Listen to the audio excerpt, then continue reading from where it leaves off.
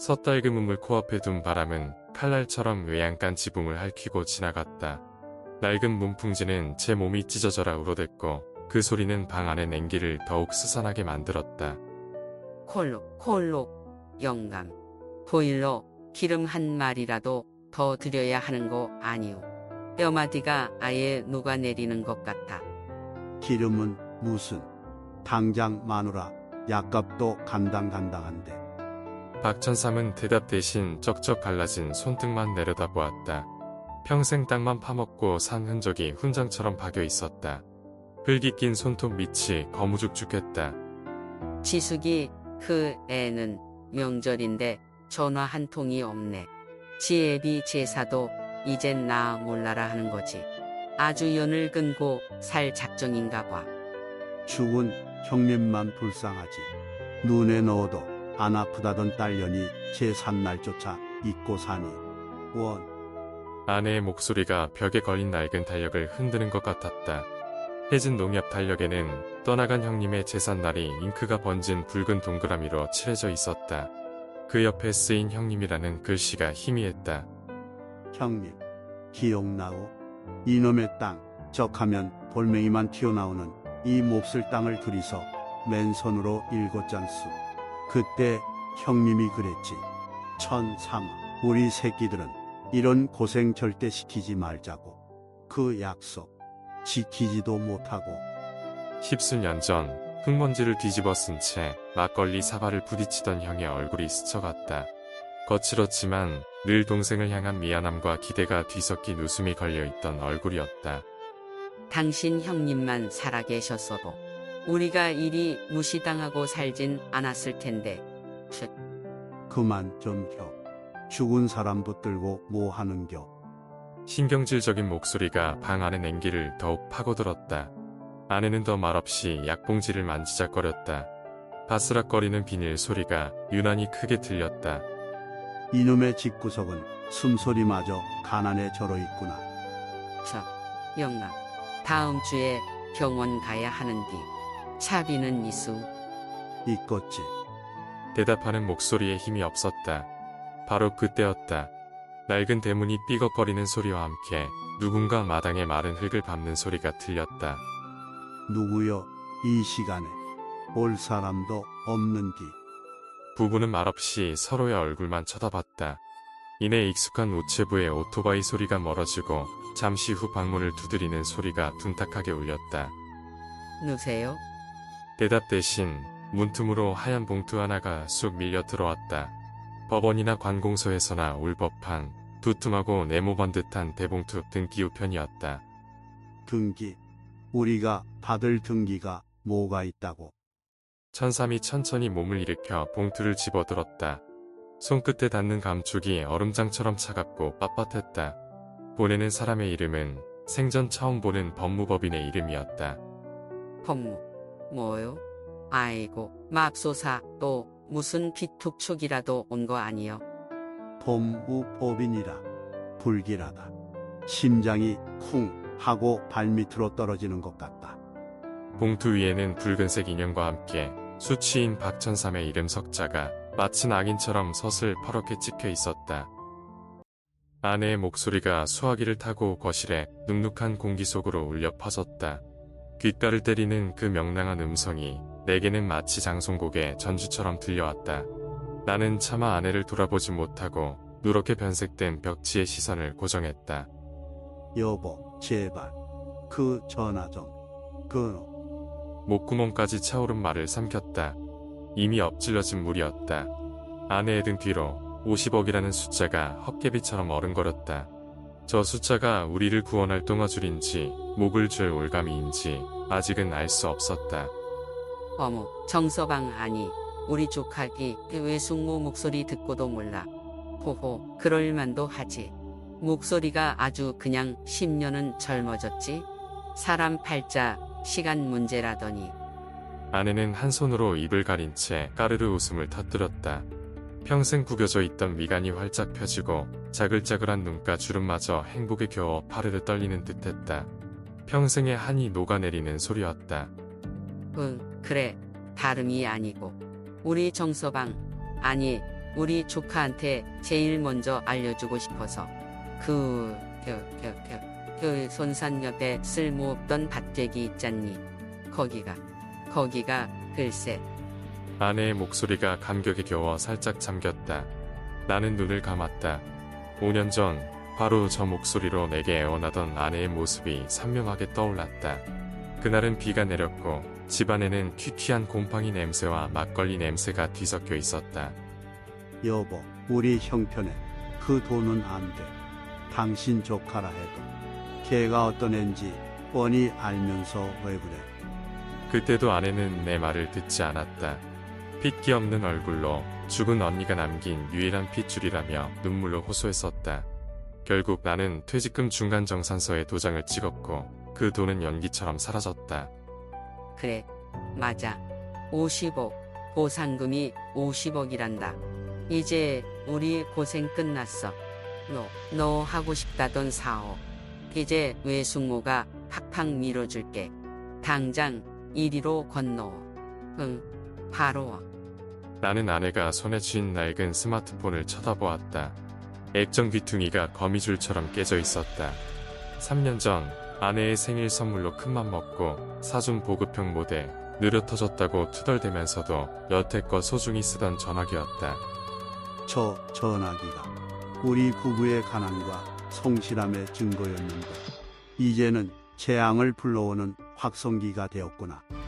한때는 우리를 세상과 연결해주던 유일한 창구가 이제는 가장 피하고 싶은 현실을 집 안으로 끌어들이는 통로가 되어버렸다. 아내는 기쁨에 겨워 통화를 끝냈다. 여보, 들었어? 우리 조카 너무 좋아서 말을 잊지 못하더래요. 엉엉 울더라니까. 당장 달려오겠다고. 내가 이럴 줄 알았어. 그 애는 심성이 착해서 우리가 잘된 걸 제 일처럼 기뻐해 줄 줄 알았다고. 그래, 잘 됐네. 당신은 기쁘지도 않아요? 표정이 왜 그래? 평생 고생만 시켜서 미안하다더니 이제 좀 펴고 살겠다는데. 아, 맞다. 우리 조카 오면 뭐라도 먹여 보내야지. 냉장고에 뭐 있더라. 아내는 콧노래를 흥얼거리며 부엌으로 향했다. 낡은 찬장을 여닫는 소리가 경쾌하게 들려왔다. 나는 그 자리에 못 박힌 듯 서 있었다. 기쁨이 아니라 차가운 불안이 심장을 옥죄어왔다. 그래, 울었겠지. 기쁨의 눈물이 아니라 새로운 먹잇감을 찾은 하이에나의 눈물이겠지. 나는 창밖을 보았다. 해가 저물어가는 골목길은 주황빛으로 물들고 있었다. 평화롭기 그지없는 풍경이었다. 바로 그때였다. 우리 집 앞 좁은 골목길에 어울리지 않는 매끄러운 엔진 소리가 낮게 울렸다. 번쩍이는 검은색 세단 한 대가 멈춰 섰다. 그리고 잠시 후 띵동. 정적을 깨는 전짜음. 그것은 희망의 서곡이 아니었다. 내 심장이 바닥으로 곤두박질 치는 소리였다. 조카 녀석의 목소리가 끈적하게 거실 공기에 달라붙었다. 서류 작업이 복잡하니 도와드리겠다는 그 말 마치 잘 익은 홍시처럼 달콤했지만 어딘가 모르게 썩은 내가 나는 듯했다. 아이고, 삼촌. 요즘은 어르신들 상대로 하는 사기도 많고 절차도 여간 까다로운 게 아닙니다. 제가 젊으니까 발로 뛰면서 좀 알아봐 드려야죠. 어르신이라. 불과 며칠 전까지는 존재조차 잊고 살던 늙은 삼촌이 이제는 보호가 필요한 어르신이 되었구나. 혓바닥에 꿀이라도 발랐는지 말 한마디 한마디가 기름지다. 여보, 영민이 말이 맞는 것 같아요. 우리가 뭘 알겠어요. 괜히 끙끙 앓다가 시기라도 놓치면 어떡해요. 젊은 사람이 도와준다니 다행이지. 아내는 어느새 전 녀석의 편이 되어 있었다. 탐스러운 과일 바구니에서 풍겨나오는 달콤한 향이 아내의 분별력마저 흐리게 만든 모양이었다. 코를 찌르는 망고와 멜론의 단내가 이 좁은 거실을 가득 메우고 있었다. 대체 무슨 서류가 그리도 복잡하다는 게냐? 자, 삼촌, 보시면 압니다. 재산세 신고부터 시작해서 상속 관련 법률 자문까지 미리 받아두면 좋고요. 제가 또 아는 변호사가 있거든요. 녀석이 서류 가방에서 꺼낸 하얀 종이 뭉치가 낡은 찻상 위로 스르륵 펼쳐졌다. 종이가 부딪히는 소리가 유난히 차갑고 날카롭게 들렸다. 내 시선은 서류가 아닌 그 아래 깔린 찻상에 머물렀다. 저건 아내가 시집 올 때 혼수로 해온 자개상인데 30년 넘게 매일같이 기름걸레로 닦아 윤을 냈지. 저 위에서 아이들 숙제도 봐주고 아내와 마주 앉아선 커피도 나눠 마셨는데 이제는 탐욕으로 번들거리는 서류 따위가 저 자리를 차지하고 있구나. 문득 10년 전 비가 억수같이 쏟아지던 그날이 떠올랐다. 사업이 기울어 형님, 그러니까 영민이 아버지를 찾아갔던 날이었다. 형님, 정말 죄송하지만 아이들 학원 비만이라도 금방 갚겠습니다. 정말입니다. 당시 형님은 젖은 내 어깨를 밀치며 차갑게 말했다. 내 사정은 내가 알아서 해야지. 나까지 시궁창에 끌어들이지 마라. 그 비정한 눈빛을 지금 저 조카 녀석의 얼굴에서 똑똑히 보고 있었다. 전부 삼촌 재산을 안전하게 지켜드리려는 충심입니다. 요즘 세상이 얼마나 험한데요. 아이고, 우리 영민이가 이렇게 속이 깊을 줄이야. 다 컨대, 다 컸어. 내 재산을 지켜줘. 누구로부터? 바로 내 놈 같은 늑대들로부터 지켜야 하는 것 아니더냐.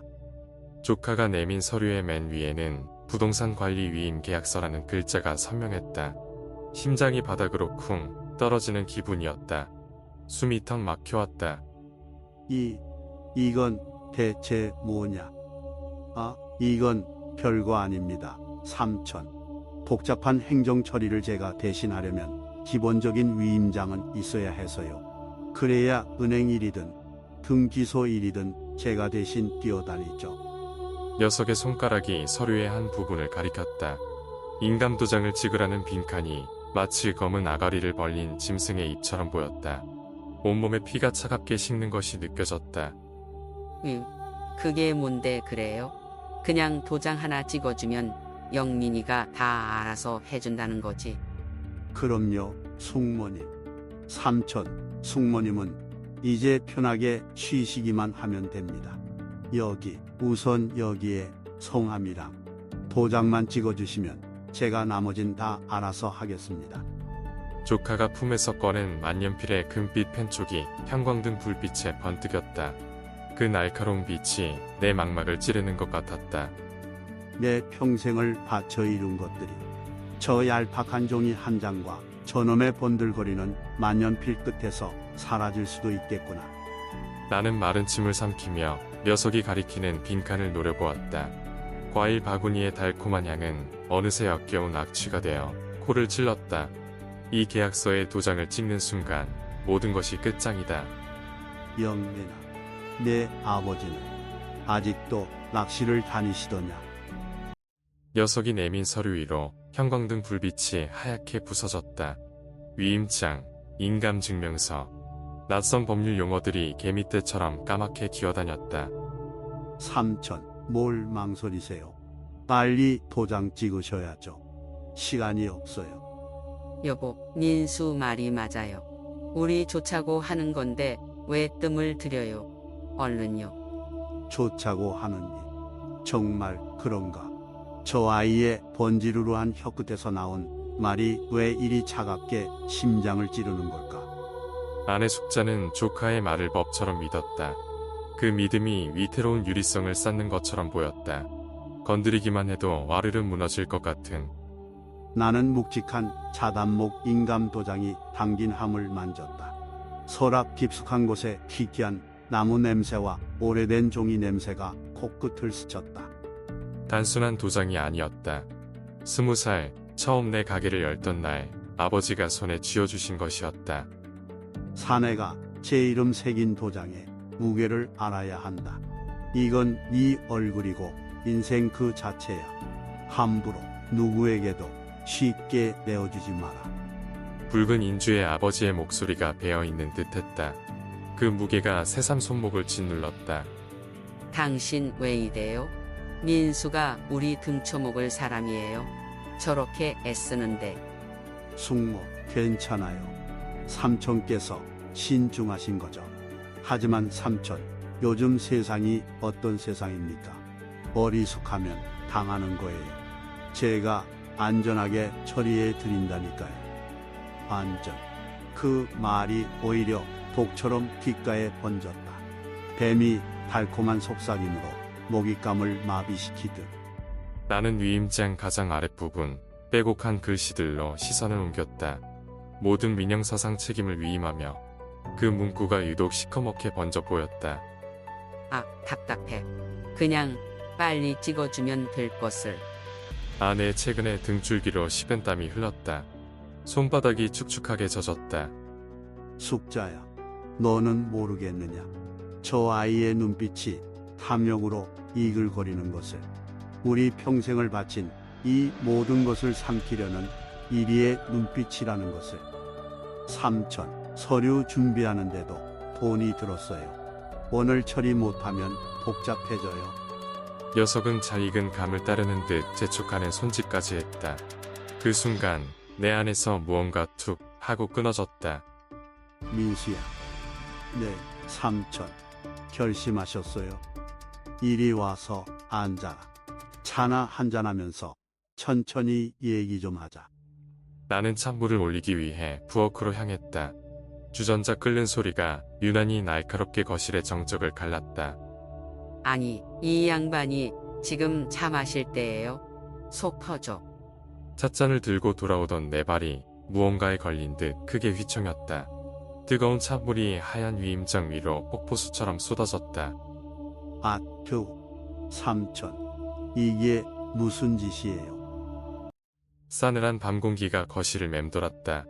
안방에서 들려오는 미세한 소리에 잠이 깬 나는 어둠 속에서 그림자처럼 움직이는 아내의 뒷모습을 보았다. 40년을 함께 살았지만 저렇게 낯선 모습은 처음이었다. 심장이 철렁 내려앉는다는 게 이런 기분일까? 제발 내가 생각하는 그것만은 아니기를. 아내는 장롱맨 아늑한 낡은 혼수 이불 밑에 숨겨둔 서랍을 열고 있었다. 달칵 하고 낡은 나무 서랍이 마찰하는 소리가 유난히 크게 울렸다. 그리고 그 손에 들린 것은 손때 묻은 작은 오동나무 함이었다. 지금 뭐 하는 거요? 여보, 앉았어요. 저기, 그게 아니고. 아내의 목소리가 신락같이 떨렸다. 변명하려는 입술과 달리 그 손은 여전히 내 인생이 담긴 인감도장함을 굳게 쥐고 있었다. 수십 년 세월의 반질반질 닳아버린 모서리가 희미한 달빛에 번들거렸다. 저 오동나무 도장함. 저건 단순한 도장이 아닌데 우리 시작이었는데. 순간 30년 전의 그날이 눈앞에 파노라마처럼 스쳤다. 잉크와 낡은 종이 냄새가 진동하던 비좁은 등기소. 처음으로 우리 이름의 집을 계약하던 날이었다. 갓 30을 넘긴 아내는 설렘을 감추지 못한 채 상기된 얼굴로 내게 속삭였었다. 여보, 이제 우리도 진짜 집이 생겼네요.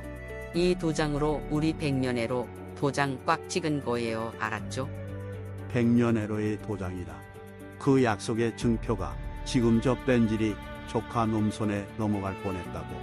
온몸에 피가 차갑게 식는 것 같았다. 오해하지 말고 내 말 좀 들어봐요. 다 우리 잘 살자고 편하게 살아보자고 그러는 거 아니에요.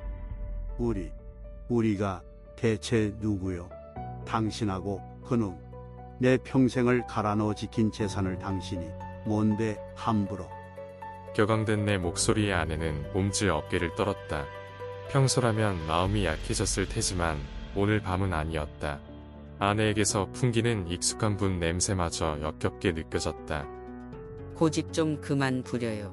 당신 그놈의 황소 고집 때문에 50억이 5억 되는 거 한순간이라고요. 평생 손에 흙만 묻히고 살아서 세상 물정을 그렇게 몰라요? 세상 물정. 그래, 나는 모르지. 나는 당신 눈에 비친 그 반짝이는 숫자 말고 내 손바닥에 박인 이 굳은 살의 무게밖에 모르는 사람이요.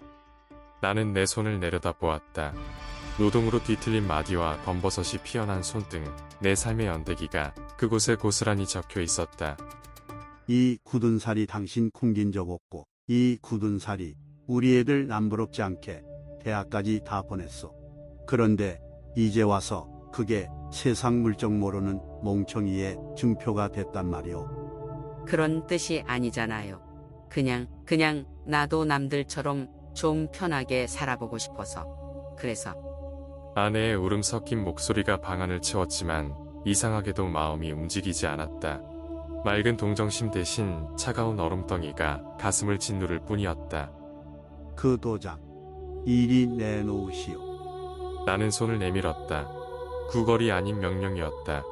아내의 떨리는 손에 들린 작은 오동나무함이 우리의 40년 세월만큼이나 무거워 보였다. 여보, 제발. 우리 집 문서, 내 퇴직금, 내 인생 전부가 찍힌 도장이요. 당신이 그걸 훔쳐서 조카놈에게 갖다 바치려 했어. 더는 할 말 없으니 이리 내놔. 아내는 잠시 망설였다.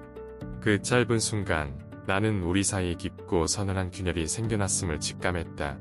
이윽고 아내의 손가락이 힘없이 풀리며 도장함이 내 손바닥 위로 툭 떨어졌다. 아내의 온기는 사라지고 차가운 배신감만이 남았다. 일지 마지막 장, 누렇게 변색된 종이 뒤에 풀로 붙여놓은 작은 봉투 손가락 끝으로 만져보니 세월의 무게에 눌려 종이와 거의 한 몸이 된 듯 딱딱하게 굳어 있었다. 봉투 위에는 아무것도 쓰여 있지 않았다. 주소도 이름도 없는 그저 침묵으로 봉인된 과거의 한 조각이었다. 이건 뭐지?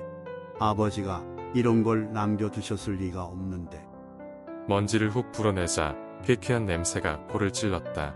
창고의 유일한 불비친 백열등 아래에서 그는 봉투를 이리저리 돌려보았다. 얇지만 단단한 무언가가 만져졌다. 혹시 돈이라도 들어있는 걸까? 얄팍한 희망이 심장을 비집고 들어왔다. 제발 뭐라도 좀. 당신 아버지한테 물려받은 게 지긋지긋한 가난 말고 더 있냐던 아내의 목소리가 귓가에 울렸다. 그래, 이거면 돼. 이걸로 저 사람 입을 막을 수만 있다면. 그는 아내와의 다툼을 떠올렸다. 이 창고로 도망치듯 들어오기 직전 아내는 악에 받친 목소리로 소리쳤다. 그녀의 말은 비수가 되어 심장에 박혔고 그는 아무 대꾸도 하지 못했다. 그저 묵묵히 낡은 문을 열고 이곳으로 들어왔을 뿐이다. 평생 일만 하고 당신 아버지가 남긴 이 낡은 집구석 말고 뭐가 있냐고요. 징글징글해. 정말. 그만해. 제발 좀. 떨리는 손으로 봉투에 봉해진 부분을 조심스럽게 매만졌다. 굳어버린 풀을 떼어내려 하자 바스락 하고 건조한 파여름이 울렸다. 마치 마른 뼈가 부러지는 듯한 소리였다. 그 소리에 문득 아주 오래전 기억 하나가 수면 위로 떠올랐다. 20살 첫 월급을 타던 날이었다. 아버지는 말없이 까맣고 작은 지갑 하나를 내밀었다. 평생 흙만 만져온 아버지의 손마디는 굵고 투박했고 그 손에 들린 매끈한 새 지갑은 어딘지 어색해 보였다. 지갑 안에는 빳빳한 1,000원짜리 지폐 한 장이 들어있었다. 아버지, 이걸 왜? 아버지는 아무 말 없이 아들의 어깨를 두어 번 툭툭 두드렸을 뿐이다. 그 손길의 온기와 무게가 70평생을 버티게 한 힘이었음을 그는 이제 어렴풋이 깨닫는다. 돈보다 더 중요한 게 있다고. 그렇게 사셨던 분인데. 기대와 불안이 뒤섞인 채 마침내 봉투가 열렸다. 틈새로 손가락을 넣어 조심스럽게 내용물을 꺼냈다. 그러나 손에 잡힌 것은 지폐의 까슬까슬한 감촉이 아니었다. 차갑고 매끄러운 종이 한 장과 바스러질 듯 연약한 무언가였다. 돈이 아니잖아. 이게 뭐야? 손바닥 위에 놓인 것은 빛바랜 흑백 사진 한 장과 잘 말린 들꽃 한 송이였다. 사진 속에는 낯선 젊은 여인이 수줍게 웃고 있었다. 단발머리에 하얀 저고리를 입은 생전 처음 보는 얼굴 어머니는 아니었다. 누구지? 이 여자는? 심장이 쿵 하고 바닥으로 떨어지는 기분이었다. 평생 한결같던 아내의 사랑꾼 아버지의 모습 뒤에 이런 비밀이 숨어 있었을 줄이야. 그는 홀린 듯 사진을 뒤집었다. 그곳에는 연필로 쓴 희미한 글씨가 남아 있었다. 연화. 1953년 여름의 초입에서. 연화. 입안에서 낯선 이름이 굴러다녔다. 어머니의 이름은 순자였다. 그렇다면 연화는 누구란 말인가? 1953년 전쟁이 아직 끝나지 않았던 그 시절의 여름, 아버지는 무엇을 하고 있었을까? 아버지, 대체 누구십니까? 당신은? 그 순간 창고의 낡은 문틈으로 차가운 바람이 휙 불어들어왔다. 백열등이 위태롭게 깜빡이며 그의 얼굴에 짙은 그림자를 띠리웠다. 손에 쥔 작은 사진 한 장이 그가 알고 있던 아버지의 세계를 통째로 뒤흔들고 있었다. 농사일지는 아직 많은 페이지가 남아 있었다. 하지만 이제 그에게 중요한 것은 벼의 생육 상태나 비료의 양이 아니었다. 그는 일지의 첫 장으로 1953년의 여름으로 미친 듯이 책장을 넘기기 시작했다. 손안에서 바스락거리는 낡은 한지가 마치 재가 되기 직전의 낙엽처럼 위태로웠다. 아버지의 유언장과 형님의 각서, 수십 년의 세월을 머금은 종이 위로 번져나간 잉크 자국이 마치 오래된 흉터처럼 선명했다. 아버지, 이것, 이 너덜너덜한 종이 쪼가리 2장을 억장이 무너지는 심정으로 평생을 품고 계셨던 겁니까? 대체 왜? 분노보다 먼저 먹먹한 슬픔이 목구멍을 틀어막았다. 거실에는 묵은 나무 냄새와 희미한 먼지 냄새가 섞여 공기마저 무겁게 가라앉아 있었다. 그의 시선이 거실 한쪽에 놓인 아버지의 낡은 자개 책상에 머물렀다. 책상 모서리에는 어릴 적 그가 조각칼로 장난치다 팬 상처가 그대로 남아 있었다. 종아리를 맞고 엉엉 울던 그에게 아버지는 무심한 손길로 약을 발라주며 말했다. 사내 놈이 새긴 흉터는 부끄러운 게 아니다라고. 그때도 형은 바로 저 책상 앞에서 고개를 숙이고 있었지. 아버지의 불호령이 온 집안을 흔들었는데 빌린 돈 전부 날리고 쥐구멍이라도 잡던 그 등짝. 기억의 편인이 눈앞을 스쳤다. 술에 절어 붉어진 형의 얼굴과 그런 아들을 내려다보던 아버지의 지친 눈빛, 그리고 자신의 젊은 날 땀과 맞바꾼 돈다발이 공중으로 흩어지는 듯한 아찔한 절망감. 내 피 같은 돈으로 일군 땅이야. 그걸 이제 와서 그 아들놈이 날로 삼키려고 해. 용서 못해. 절대로. 여보, 괜찮아요? 전화기 붙들고 한참을 서 있기에 얼굴이 왜 이렇게 하얘요? 이것 좀 봐. 당신 눈으로 똑똑히 좀 보라고. 우리가 뭘 믿고 그놈에게 속았는지. 아내는 떨리는 손으로 각서를 받아 들었다. 그녀의 거친 손끝에 수십 년 묵은 종이의 서늘한 감촉이 와 닿았다. 그녀의 눈이 가늘게 떨리기 시작했다. 세상에, 이게 정말 다주버님이 직접 쓰신 각서라고요. 그럼 그 애가 우리한테 보여준 그 유언장은 전부 가짜였다는 말이에요? 가짜지. 전부. 아버지가 다 내다보고 계셨던 게야. 그 핏줄의 탐욕을, 서고 빠진 그 근성을. 그는 주먹을 불끈 쥐었다. 손등 위로 붉은 힘줄이 툭툭 붉어졌다. 차가운 분노가 심장에서부터 피를 타고 온몸으로 퍼져나가는 것 같았다. 그럼 이제 어떡할 셈이에요? 당장 그 애한테 전화해서 멱살이라도 잡을 건가요? 멱살. 아니, 그런 걸로는 안 끝나. 이건 따지는 게 아니야. 바로 잡는 거지. 뒤틀리고 썩어버린 걸 원래 자리로 돌려놓는 거야. 그는 망설임 없이 스마트폰을 들었다. 화면에 차가운 불빛이 그의 돌처럼 굳은 얼굴을 비췄다. 하나뿐인 조카라고 저장된 이름을 그의 엄지손가락이 거칠게 눌렀다. 난 지금 당장 이 집으로 다시 와라. 아주 중요한 내 아비의 빚에 대해 할 얘기가 있으니. 전화를 끊자 집안은 물을 뿌린 듯 고요해졌다. 낡은 냉장고의 낮은 소음과 벽시계 초침이 신경질적으로 시간을 끊어내는 소리만이 귓가를 맴돌았다. 여보, 일단 따뜻한 국화차라도 한 잔 마시고. 됐어. 지금은 모래알도 씹을 수가 없어. 입안이 바싹 마르다 못해 쓰기만 하구먼. 그는 창가에 서서 어둠이 내리는 바깥을 응시했다. 하나둘 켜지는 가로등 불빛이 길 위에 기괴한 그림자를 길게 늘어뜨렸다. 차가운 유리창에 이마를 대자 서늘한 냉기가 머릿속을 파고드는 듯했다. 형님, 하늘에서 보고 있어. 당신 아들이 당신이 내게 진 빚을 이 아우에게 어떤 식으로 갚으려고 하는지 똑똑히 보시오. 그때 한 쌍의 헤드라이트가 어둠을 가르며 거실 벽을 훑고 지나갔다. 익숙한 엔진 소리가 멎고 차 문이 거칠게 닫히는 소리가 들렸다. 딩동 날카로운 초인종 소리가 얼어붙은 집안의 정적을 칼날처럼 베었다. 왔구나. 내 조카노.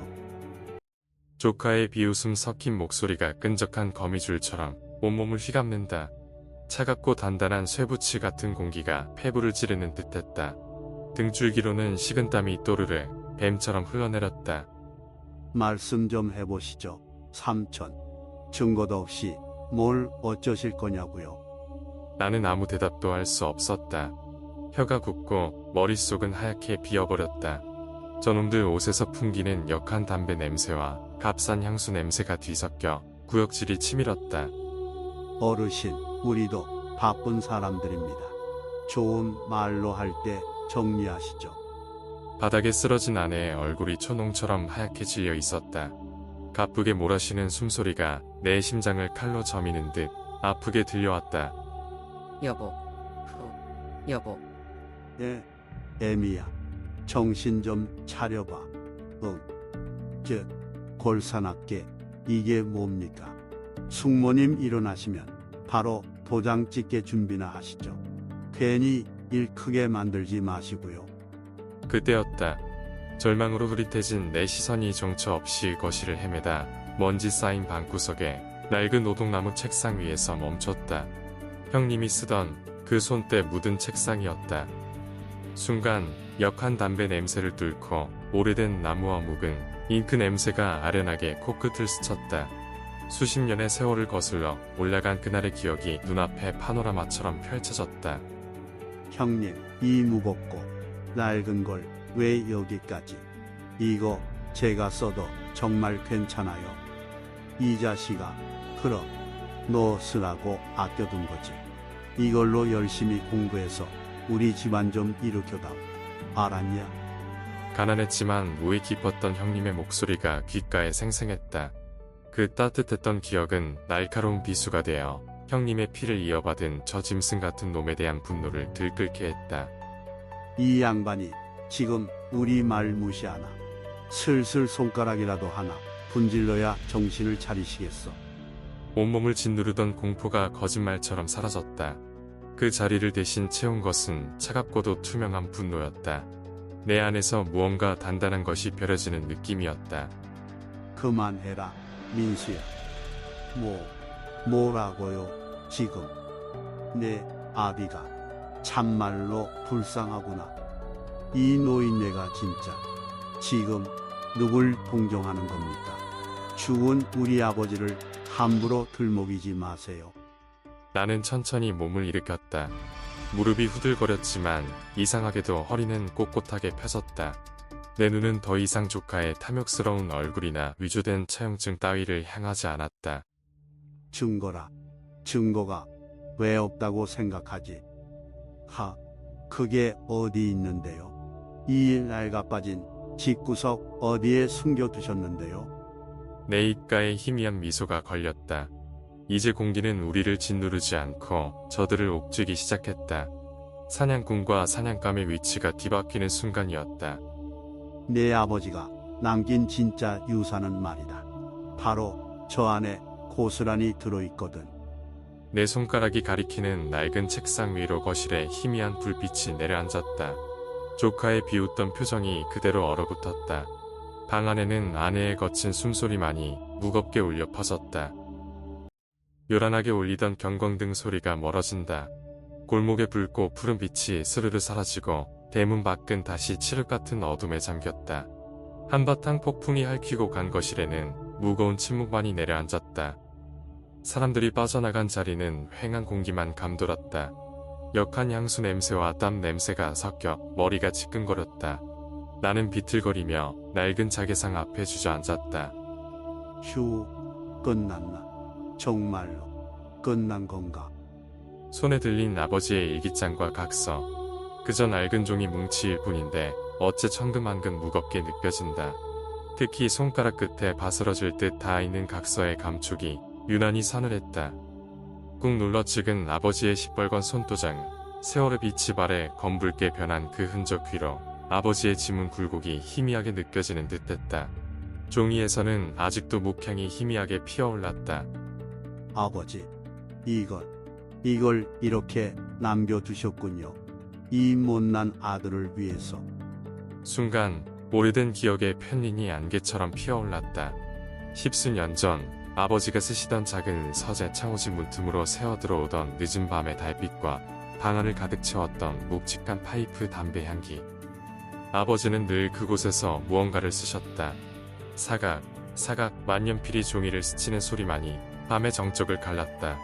그때는 그저 무뚝뚝하고 어려운 분이라 생각했다.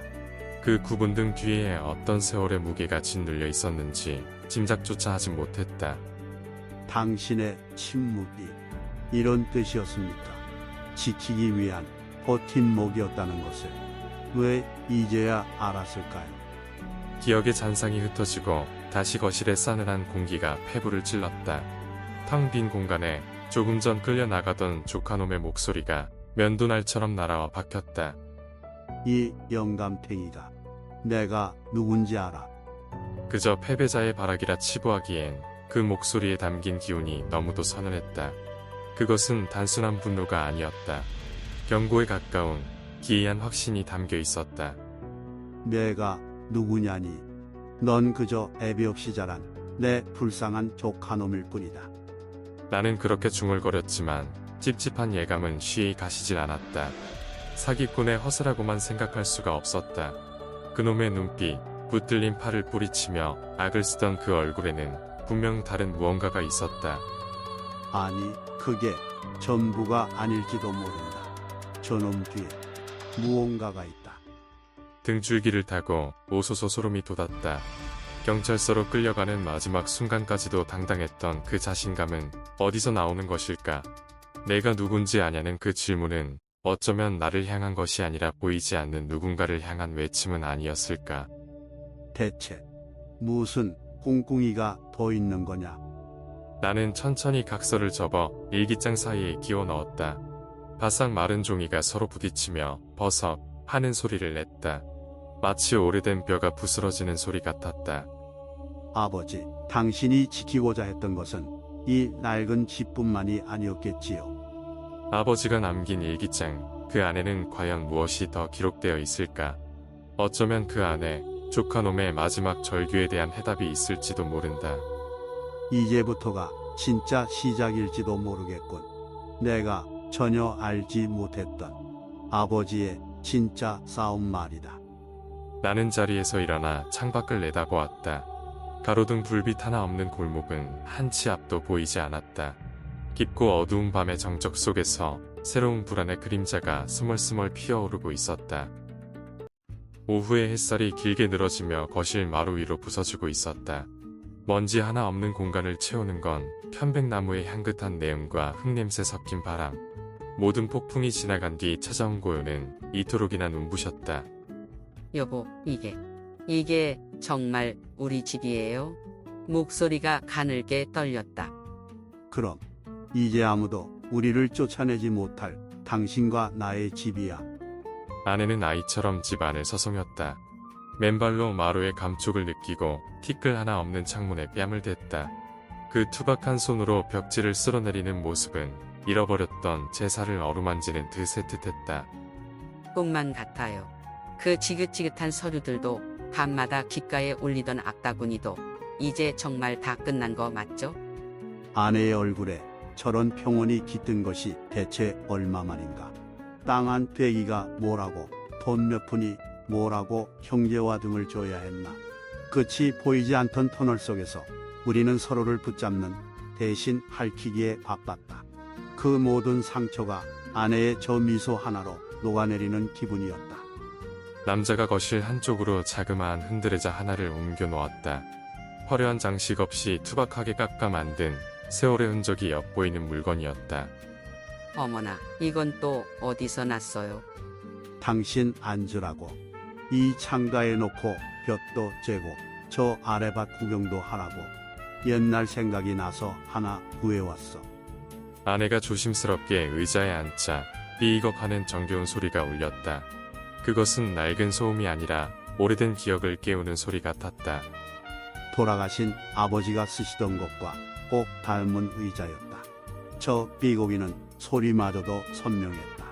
어릴 적 아버지는 저 의자에 나를 무릎에 앉히고는 늘 같은 말씀을 하셨다. 아들아, 땅이라는 건 말이다. 사람을 품으라고 있는 거지. 사람이 땅에 갇혀 제 욕심에 눈이 몰라고 있는 게 아니야. 그걸 잊는 순간 넌 땅의 주인이 아니라 노예가 되는 게다. 아버지의 목소리는 아련한 메아리가 되어 귓가를 맴돌았다. 수십 년의 세월을 건너온 그 지혜는 모든 것을 잃고 나서야 가슴에 박히는 무딘 목과도 같았다.